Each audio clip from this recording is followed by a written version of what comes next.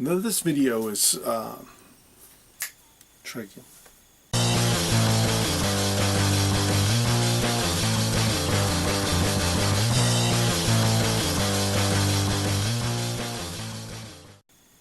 Hey gang, this week's video is dedicated to all the kids out there who are trying to make their own comic books, but are still having trouble learning the basics of anatomy and how to draw and all those little things. When I was a kid, I was influenced by Spider-Man and His Amazing Friends and the second half of the show, The Incredible Hulk, and I come up with my own concoction called Bear Man. Dr. William Bulls, who becomes a giant, super strong bear man. Strength of a grizzly bear. Okay?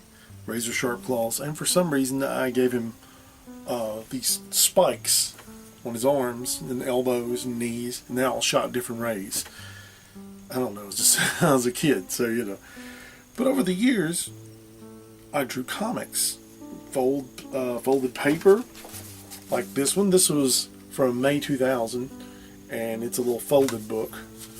And I would just fold it and draw a little bit at a time and put together a little booklet. Mostly for myself, you know. And I did some way back when I was a kid. And a lot of them over time have been lost or destroyed and whatnot. Here is one from when I was about 14. That's been a long time ago.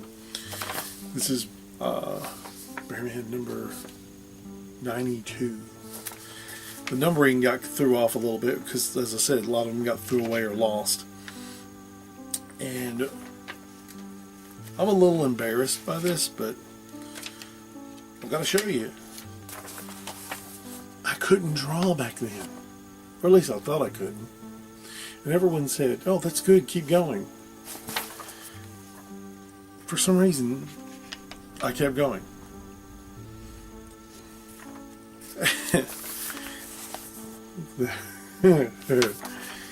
And you keep going. You don't give up. When you're drawing things like this, you see? Look at this. You see? It's not the best drawings in the world, but you didn't care. You don't care when you're doing it. You're having fun. And you keep practicing, and you get better, you get better, and you get better. And over time, you start to develop style, your own specific style. But when you're a kid, you kind of borrow from other styles. For some reason, I had this idea of Bear Man being furry for a while. But what's with the hot pants, Bear Man? Not cool. And on some of these books, around this time period, this is 1988, so I was 16, or just turning 16. And I'll start to get more interested in, you know, girls and music and stuff like that. So my brother would, you know, he filled in a lot of the later Bear Man's things. And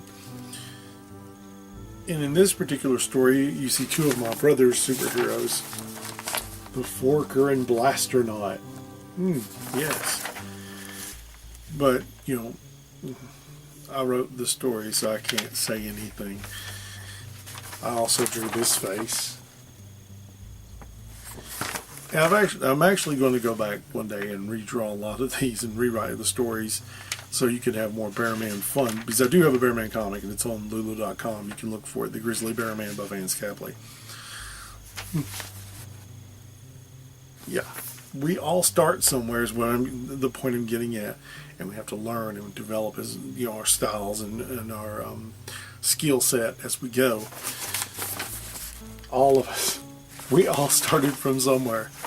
I don't care if you're Jack Kirby or Alex Ross, you started somewhere. And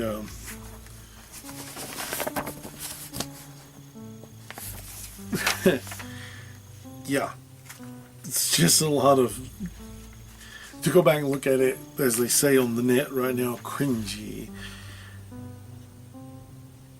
And I remember when I wrote some of these, I was very serious, almost too serious. Like in this one sequence where an army person with some odd striping on his uniform here, I don't even know what that's supposed to be, he yells at Bear Man, who begins to cry gently. No. If I was to write that today, it wouldn't be like that. This is more of a classic style Bearman who, that's just kind of the way he looked. This cover is like based off like the 1950s or 60s Marvel stuff, you can see. And this was just done on school notebook paper, and it even has bread twist ties. I mean, you did what you could. And the interior story was done by my brother. And he came up with his own way of inking using a freezer pen. There are Sharpies now, but back then there were freezer pens. And he would go over his ink pen work.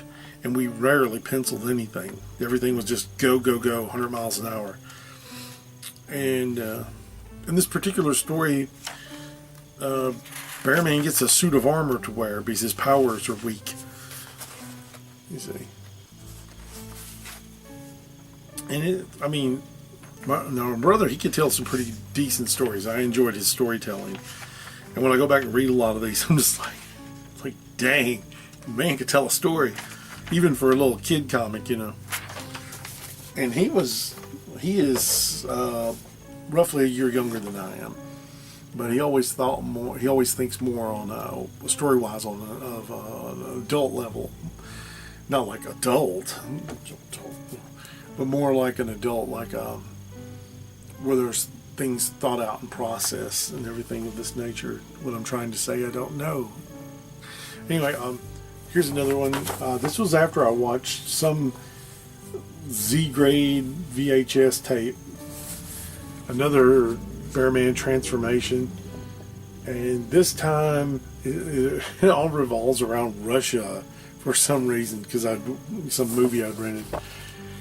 I want to know how Bearman is just doing this. How is he doing that? That's impossible. But anyway, it was what I was doing at the time, and I even tried to bring in things I saw on the news. Because around this time period, I started looking at the news. Didn't understand half of it, but, That's my Gorbachev. Oh my gosh.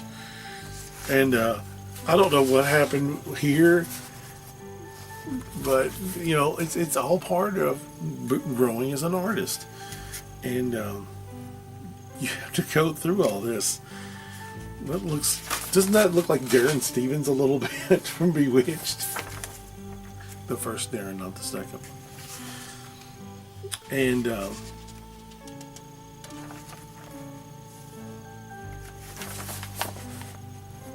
really? Oh my gosh.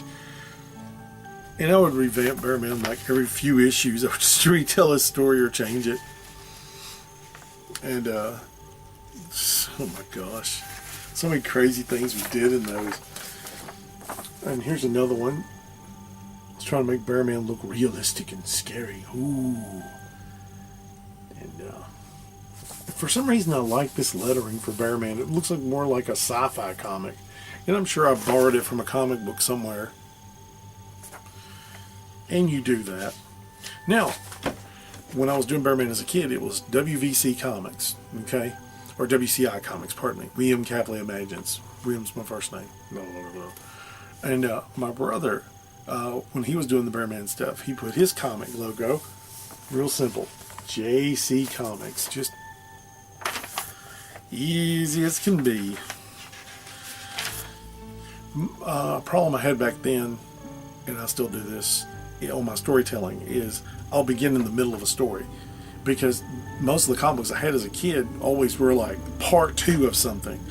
And the comic book that influenced me the most in my collection is Fantastic Four 116. Here it goes across the screen as always. But that influenced me so much because it was the middle of the story, the second half of the story, and it was really good, and I really liked it. But it wasn't the beginning of the story, and there's where lies the situation.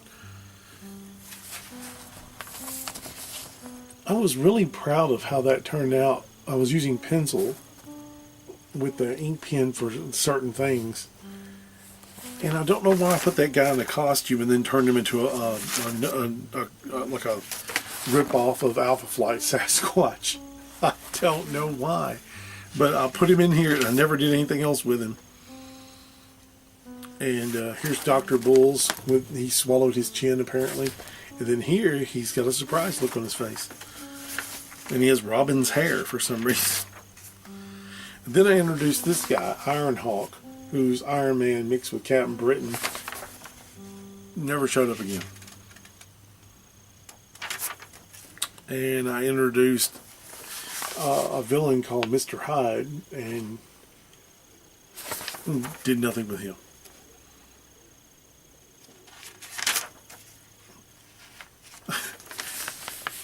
See the artwork? I mean, I was trying to emulate some of the things I saw in comics, and I just didn't have the skills. And I also didn't realize that there's more to making comics than just taking notebook paper and slathering it down. But when you're a kid, though, that's the best way to learn, is to start drawing. Just don't give up. Just keep going. Because what'll happen over time, you'll be doing stuff like this. Yeah, that's what I do. Right now, you can go to Lulu.com and get the first issue of Bearman Collected. Bearman now is more of a humor hero kind of book. And it's not really the first issue, it's like collected, so it's there. And there's t-shirts kind of based on this image on my TeePublic page, Vance Kepley, Art 1972. Now, for today's stuff, I'm going to be digitally coloring a picture from the Scarabus comic book, and that'll be coming up in just a second. But remember, take care of yourselves, look after each other, and make sure you like, share, and subscribe to this page. As you can see here, I'm going all kinds of crazy with this the GIMP program, GIMP, and it's free, and you can get it for your computer if you're using either Windows or Mac. You can get GIMP for it. It is free. It doesn't cost a nickel. Nothing. Zero.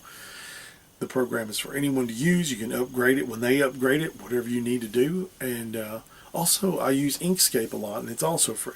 And I use it to do simplified drawings, turn them into SVG files, and smooth them out, and then I can bring them in and drop color.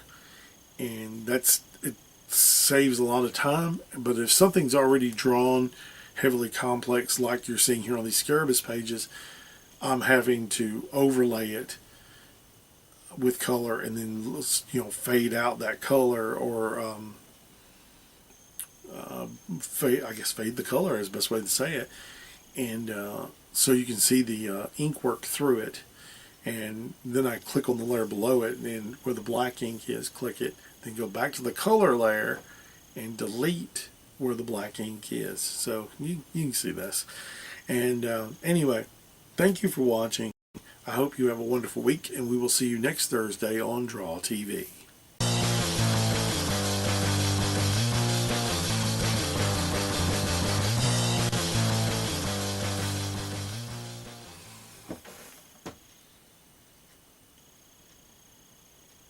What am I doing tomorrow? I'm painting a mural. Yeah. Who am I talking to?